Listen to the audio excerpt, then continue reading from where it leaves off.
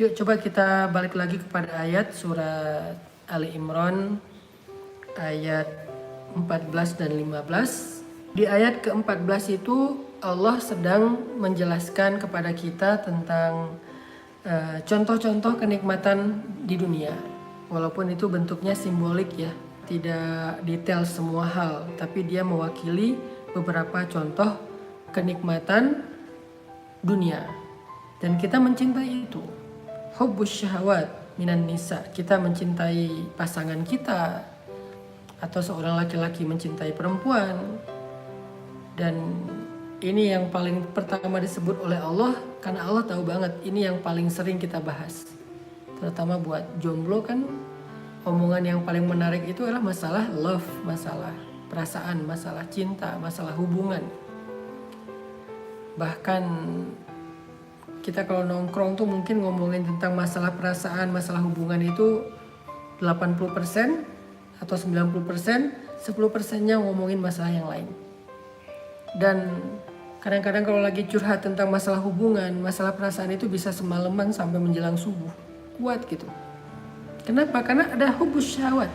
Ada rasa gairah yang luar biasa terhadap lawan jenis. Atau bahkan yang belum jadi siapa-siapa. Sehingga itu menjadi sesuatu yang sangat berpengaruh dalam kehidupan kita. Makanya Allah sebutkan di awal, zuyyina linnas, dirasa indah oleh manusia, hubbus syahwati minan nisa, rasa cintanya kepada lawan jenis. Ini juga yang kita rasain selama ini kan. Ini juga yang menggairahkan kita untuk kita obrolin sama ini kan. Bahkan bukan hanya para jomblo, yang udah nikah pun masih senang membicarakan ini, masih sangat menikmati masalah ini. Dan itu bukan sesuatu yang aneh, manusiawi. Tetapi Allah pengen ngasih tahu ke kita bahwa itulah dunia. Kita mencintai lawan jenis, ya. Tapi apakah akhirat? Nggak ada yang kayak gitu. Ada, bahkan lebih baik kata Allah. Di ayat 15 kata Allah, "A'unabbi'ukum bi khairin min dzalikum?" Mau nggak aku kasih tahu yang lebih baik daripada itu? Di sini Allah pengen ngasih tahu bahwa ternyata di akhirat masalah percintaan, masalah hubungan itu lebih menarik daripada di dunia. Kenapa Allah bilang cinta di akhirat itu lebih menarik, lebih baik, lebih romantis daripada di dunia? Sehingga kalau kita yang senang dengan tema cinta, harusnya kita lebih mencintai akhirat daripada dunia. Karena cinta di akhirat itu lebih keren daripada dunia. Kenapa kok cinta di akhirat itu lebih keren? Lebih romantis, lebih menarik, lebih baik? Banyak jawabannya. Satu, karena cinta di sana itu adalah cinta sejati. Cinta di dunia ini masih banyak modus, masih banyak maunya, masih cinta yang penuh dengan transaksi lah. Kita memberikan sesuatu dan kita mengharapkan sesuatu. Cinta di dunia ini mudah berubah, perasaan orang itu mudah sekali berubah. Tapi di akhirat, cinta sejati. Kenapa dibilang cinta sejati? Satu, di dalam hati pasangan kita di akhirat gak ada nama lain selain nama kita. Di akhirat pasangan kita gak punya perasaan secuil pun kepada yang lain. Kagum aja gak? Kalau di dunia kan kadang-kadang pasangan kita masih sering membandingkan kita dengan orang lain. Walaupun dia gak mencintai orang lain, tetapi dia masih suka membandingkan kita dengan orang lain. Itulah dunia. Itu kata Allah, "A'unabbi'ukum bi khairin min dzalikum?" Maukah aku tunjukkan yang lebih baik daripada itu? Cinta yang lebih baik daripada cinta dunia? Cinta di akhirat. Dan kita akan memiliki cinta di akhirat. Punya hubungan cinta di akhirat. Dengan siapa? Dengan pasangan halal kita.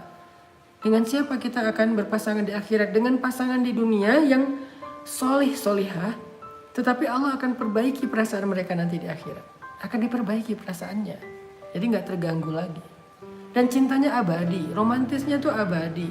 Sifatnya tuh menyenangkan banget. Kita di akhirat itu gak pernah bertengkar dengan pasangan. Tapi walaupun gak pernah bertengkar, kita juga gak pernah bosan kepada pasangan. Di dunia ini kadang-kadang kalau gak bertengkar jadi bosan ya.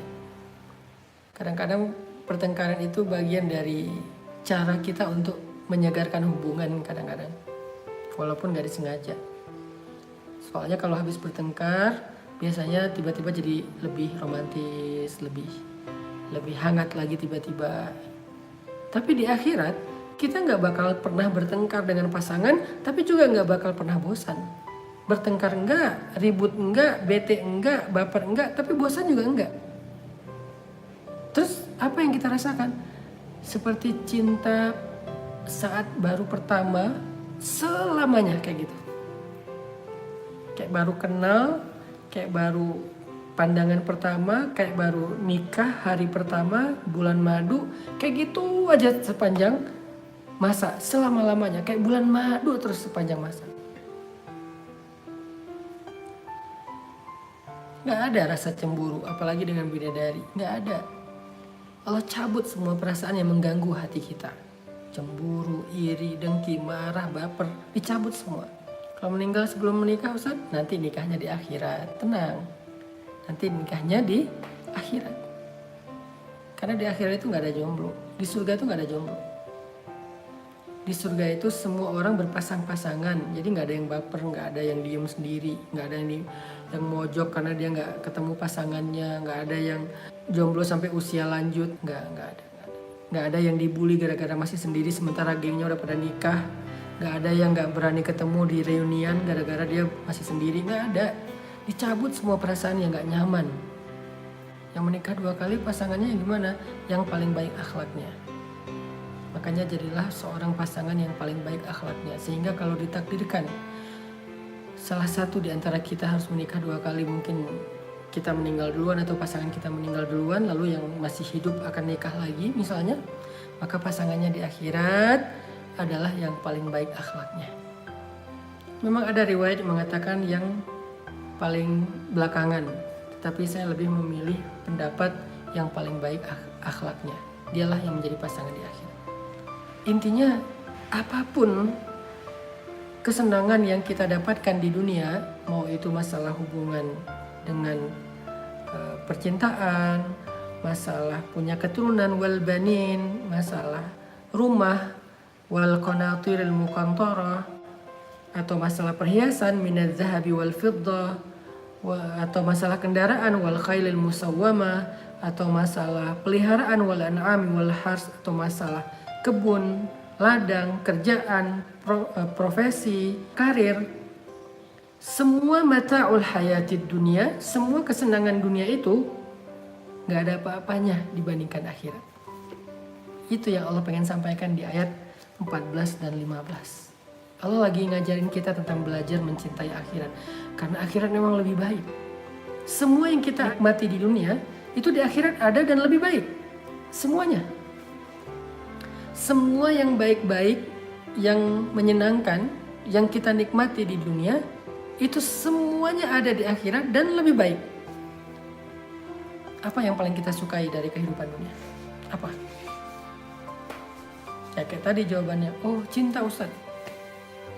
Karena itu yang membuat saya happy, itu yang membuat saya bergairah, itu yang membuat saya mau berkorban, itu yang membuat saya senyum-senyum sendiri, itu yang membuat saya berbunga-bunga. Cinta Ustaz, itu yang paling indah di dunia. Itu yang paling saya sukai di dunia adalah perasaan cinta kepada pasangan. Maka di akhirat itu juga ada, bahkan lebih baik, lebih kekal, lebih romantis, lebih keren, lebih banyak kenangan, lebih banyak cerita, lebih banyak adegan-adegan indah di akhirat. Apa sih yang paling indah dari hubungan cinta? Bercinta. Di akhirat ada bercinta. Dan bercinta di akhirat ini bukan sesuatu yang vulgar yang saya pengen sampaikan, karena ada hadisnya. Kekuatan laki-laki di akhirat itu setara dengan 10 kekuatan laki-laki di dunia. Ada riwayat 100, ada riwayat 1000. Allah alam, yang jelas satu laki-laki di surga itu lebih kuat daripada sekian laki-laki di dunia, sehingga dia gak akan pernah merasa gak puas. Begitu juga dengan pasangannya. Jalan-jalan, bulan madu. Di dunia kita mau bulan madu modalnya gede, sehingga kita paling bisa merencanakan yang terbatas. Ada yang cuma bisa jalan di dalam kota, ada yang keluar kota, ada yang keluar negeri. Tapi sejauh apa sih keluar negeri? Baru bayar bill sekali makan udah kepikiran ya. Makan berdua sama pasangan bulan madu nih, keluar bill 1 juta. Waduh, sekali makan 1 juta, kepikiran. Itu dunia. Di dunia itu terbatas. Di akhirat kerjaan mereka emang jalan-jalan. Kerjaan mereka emang menikmati hidup. Udah gak perlu lagi kerja. Setiap hari bisa jalan-jalan. Kemana sih jalannya? Kalau di dunia yang kecil aja, bumi yang kecil banget ini lebih kecil daripada setitik debu dibandingkan akhirat. Kita bisa jalan ke banyak tempat dan gak ada habisnya. Apalagi akhirat. Akhirat itu lebih luas daripada langit dan bumi. Langit dan bumi ini kalau disatuin dibandingkan akhirat, langit dan bumi ini cuma satu debu luasnya. Akhirat itu kerajaan yang sangat luas. Dan seluas itu milik kita sendiri. Bahkan orang yang terakhir kali masuk surga. Nih hadis tentang orang yang terakhir kali masuk surga. Siapa orang yang terakhir kali masuk surga? Orang yang beriman tetapi banyak dosa. Gak pernah sholat. Dia berzina, dia membunuh. Sehingga dia yang paling lama di neraka. Entah berapa ratus atau ribu tahun dia di neraka. Sampai habis semuanya dosa-dosanya dibakar. Tapi kemudian tersisa satu kebaikan. Apa kebaikan dia? La ilaha illallah dalam hati. Tapi gak pernah beramal, cuman la ilaha illallah aja hatinya. Maka dia keluarkan dari api neraka dengan semua bekas siksaan di tubuhnya. Lalu dia masuk ke dalam surga. Tahu gak seberapa luas surga dia? Padahal dia orang yang paling terakhir masuk surga. Mudah-mudahan kita bukan orang itu. Mudah-mudahan kita termasuk orang yang awal-awal masuk surga dan tanpa hisab. Amin. Dia orang yang terakhir masuk surga. Artinya di belakang dia udah gak ada lagi. Semuanya kekal di neraka. Tahu gak seberapa luas surga dia hanya dengan iman di dalam hati. Dia diberikan oleh Allah kerajaan seluas 10 kali kerajaan di bumi. Di dunia ini ada gak orang yang punya kerajaan satu bumi? Gak ada. Seluas apa sih imperium yang pernah ada di muka bumi? Babilonia salah satu yang gede. Cuma menguasai setengah bumi. Inggris Raya cuma menguasai setengah bumi. Mongol cuma menguasai sepertiga bumi. Islam, khilafah Islamiyah cuma menguasai hampir setengah bumi. Saya belum pernah dengar dan memang gak ada raja di dunia ini menguasai satu bumi utuh. Gak ada. Sekarang kalau kita lihat raja-raja modern, Uni Emirat Arab, Qatar, Kuwait, dan beberapa negara-negara kerajaan yang ada di bumi sekarang, baik di Arab atau di Eropa, seberapa luas kerajaan mereka? Kecil kan? Tapi itu aja rasanya udah agung banget, megah banget, kita sampai terbelalak, kita kita melongo ngelihat kerajaan mereka yang luar biasa. Seorang raja Arab itu naik mobil yang harganya entah berapa puluh M dan dia punya entah berapa lusin di garasi mobil kayak gitu. Dia punya yacht sendiri, dia punya kapal pesiar sendiri yang harganya mungkin 500 miliar harga satu kapal. Punya pesawat pribadi yang harganya juga sekian ratus miliar. Itu aja kita ngerasa udah wah beruntung banget ya dia. Padahal dia cuma dapat sebagian kecil dari dunia. Kalaupun dia dapat satu bumi dan itu nggak ada, itu masih kalah dengan orang yang terakhir kali masuk surga. Karena dia punya kerajaan, bukan tanah, tapi kerajaan. Arti kerajaan itu udah ada bangunannya, udah ada tamannya, udah ada fasilitasnya, udah ada semuanya dengan luas 10 kali kerajaan di dunia. Jadi kalau ada yang nanya jalan-jalan kemana, dia harus belajar tentang surga. Apa itu surga? Ma la ainun ra'at wa la udhunun sami'at. Yang gak dilihat mata, yang gak didengar telinga, wala khatara ala qalbi bashar, yang gak pernah terbersit dalam perasaan atau jiwa manusia. Itu yang terakhir. Gimana yang awal-awal atau tengah? Kerajaannya lebih luas daripada bumi dan langit. Jadi kalau mau dibilang hal yang paling indah dari cinta itu adalah jalan-jalan, kita gak akan kekurangan tempat yang indah untuk jalan-jalan di akhirat. Jadi sabar buat pasangan halal yang mungkin masih kehidupannya pas-pasan, Buat seorang istri yang suaminya pendapatannya pas-pasan, itu cuma urusan dunia. Jangan terlalu kecewa. Jangan terlalu berharap secara berlebihan. Berharap sih boleh, tapi jangan berlebihan.